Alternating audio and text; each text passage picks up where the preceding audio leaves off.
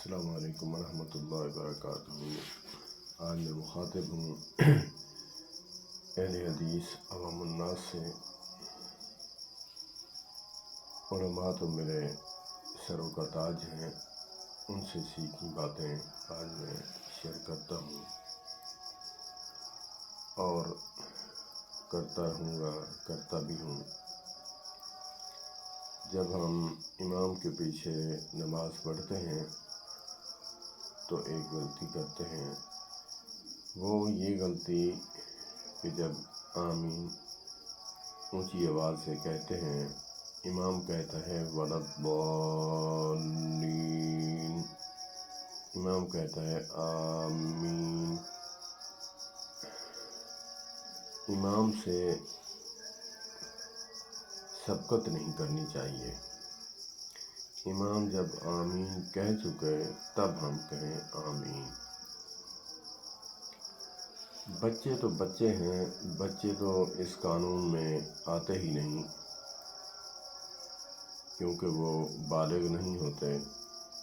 تو جو مرد حضرات ہیں ان کو چاہیے کہ جب امام کہے وَلَضَّالِّينَ، آمین کہے امام، تب ہمیں کہنی چاہیے۔ اور آمین بھی اتنی کہنی چاہیے کہ ساتھ والا بندہ سن لے۔ اس میں مقدار جو ہے نہیں بتائی گئی کہ آواز کتنی اونچی آواز سے کہیں۔ وہ جو حدیث پاک آتی ہے کہ جس میں صحابہ کرام جب آمین کہتے تو آواز گونج اٹھتی، آواز گونجنے کا مطلب یہ نہیں کہ آواز جو ہے امام کی آمین سے بھی اونچی آواز سے کہی جائے، ایسا ہرگز نہیں ہے۔ میں وثوق سے کہتا ہوں، علماء سے مؤدبانہ گزارش ہے کہ میری اس ویڈیو کو سننے کے بعد تفصیلاً جو ہے ویڈیو انہیں بنانی چاہیے، اور میری بھی اصلاح ہو جائے اور باقی بھائیوں کی بھی اصلاح ہو جائے۔ کیونکہ جب صحابہ کرام رضوان اللہ علیہم اجمعین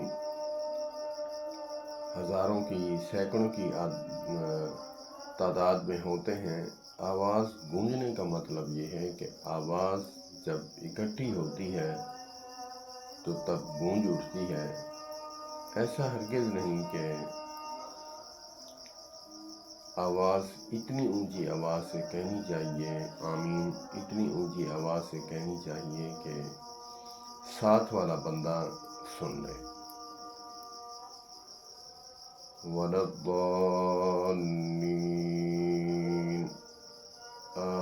آمین، امام کہتا ہے آمین، ہمیں تب کہنی چاہیے، کیونکہ صحابہ کرام رضوان اللہ علیہم اجمعین اکثر کہتے ہیں کہ نبی پاک صلی اللہ علیہ وآلہ وسلم کی ابتدا میں جب ہم نماز پڑھتے، آپ رکوع سے اٹھتے، سر سجدے میں رکھتے، تب ہم جاتے، تاکہ اس حدیث کے ہم مستاق نہ بنیں جس کا مفہوم ہے نبی پاک صلی اللہ علیہ وآلہ وسلم نے فرمایا کہ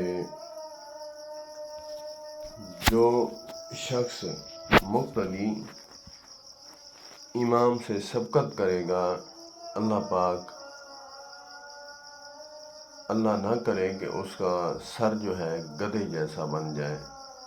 اسی لیے ہمیں اس حدیث کا بھی خیال کرنا چاہیے کہ ہم امام سے نہ سر پہلے رکھیں نہ سر پہلے اٹھائیں۔